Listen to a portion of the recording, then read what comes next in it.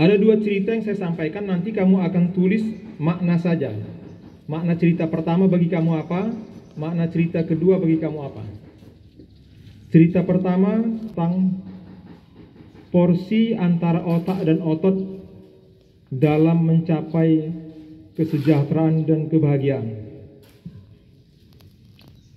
Ada keputusan dunia, anak-anak saya, bahwa manusia itu mencari rezeki dengan otak dan otot. Semua orang menggunakan otak dan otot sekaligus, tetapi beda porsi.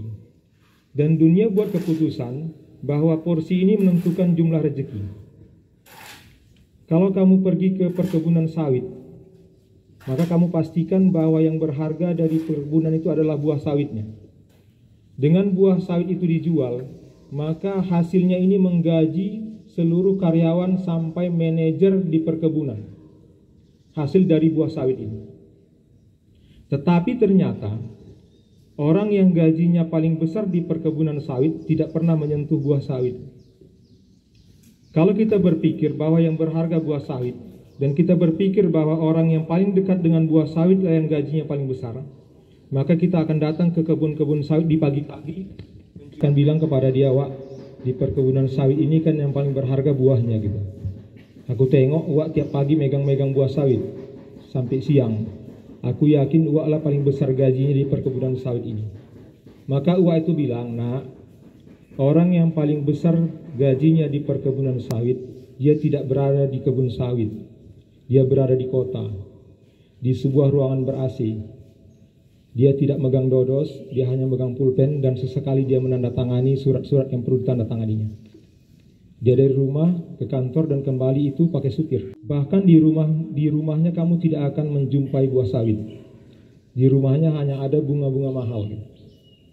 Jadi anak-anak kami sekalian, dunia sudah buat keputusan dan mereka hanya porsi. Yang satu lebih besar porsi otot, yang satu lagi lebih besar porsi otak. Dan dunia buat keputusan bahwa penghargaan yang besar itu diberikan kepada orang-orang yang menggunakan otak lebih besar dalam bekerja. Bukan berarti tidak punya pakai otot. Ya. Yang pemecah-pemecah batu di jalan itu juga pakai otak. Kalau enggak dipukulinya tangannya. Oke, rumah saya dulu dekat Batalion 126. Saya pernah berpikir bahwa yang ditakuti dari tentara itu senjatanya. Sehingga saya pikir setiap tentara yang membawa senjata itulah orang paling hebat. Kalau saya tertidur pagi-pagi dengar suara menyanyi, jutor, lari-lari pakai sepatu bawa ransel itu yang paling kuat suaranya dan fisiknya paling kuat. Saya bangun, ternyata mereka bukan gaji paling besar. Justru saya lihat di batalion itu ada satu dulu, dan nionnya sering sholat di masjid saya. Dia gaji paling besar, tapi tidak pernah bawa senjata. Dia hanya bawa tongkat. Dan ternyata pertempuran di tim-tim dulu itu barisannya itu berdasarkan otot dan otak. Semakin ke depan pasukan itu dia sebenarnya porsi otot lebih besar. Dan ternyata yang gaji paling besar itu berada di markas. Dan di dekatnya ada ajudan 5 orang dan ada helikopter yang suatu saat ada masalah dia terbang. Ternyata dunia buat keputusan. Porsi otot dan otak ini membagi manusia berdasarkan beratnya pekerjaan, resiko yang diterima, dan gaji yang diterima. Semakin besar porsi otot kita lakukan, maka dia semakin kecil hasilnya. Resiko makin besar. Dan penghargaan semakin kecil. Maka dalam peperangan itu sebenarnya, kalau kasarnya kita katakan itu urutan risiko. Semakin ke depan dekat dengan musuh, semakin besar risikonya mudah mati. Semakin jauh dari musuh, semakin susah mati. Tetapi semakin besar gaji. Artinya anak-anak kami sekalian, ini keputusan dunia nggak bisa kita robah. Kita hanya bisa mensiasati. Sekarang buat tekad dalam dirimu, kamu nanti bekerja harus lebih besar porsi otak daripada otot.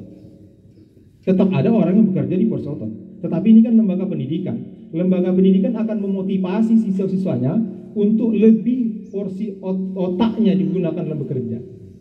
Itu cerita pertama yang akan kamu tuliskan. Apa rangkumannya? Saya akan tagih kepada guru-gurunya.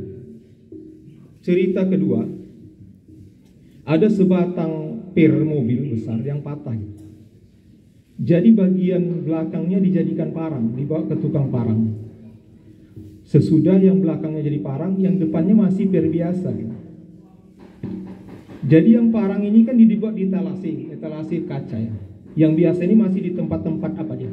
Di tempat barang-barang biasa.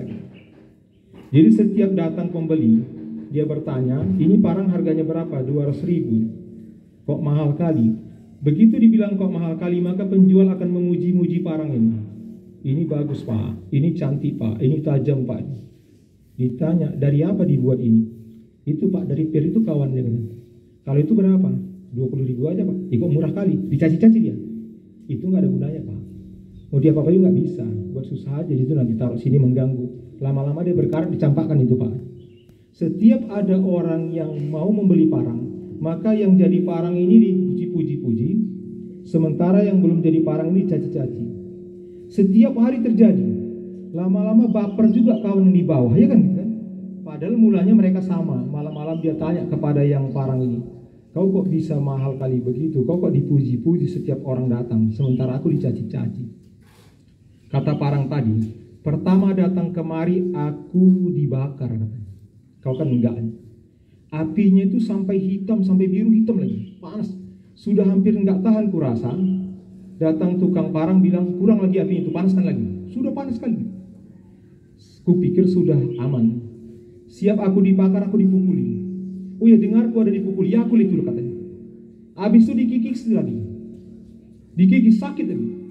Mendengar sakitnya dikerjakan untuk jadi mahal, maka yang pir tadi bilang, udah mendengar susahnya untuk menjadi parang mahal itu, yang tinggal pir itu bilang, sudahlah, aku nyaman-nyaman aja lah, gak usah aku dibakar, gak usah dipukuli, gak usah dikikis. Biarlah hargaku tetap 20.000. Kata si parang tidak. Kalau kita tahan bersakit, maka harga kita mahal. Kalau kita pilih yang nyaman, harga kita tidak 20.000. Sebentar lagi kau akan dicampakkan. Tidak berharga. Maka cuma dua pilihan kita, tahan bersakit meningkatkan nilai jual, atau pilih zona nyaman menjadi sampah.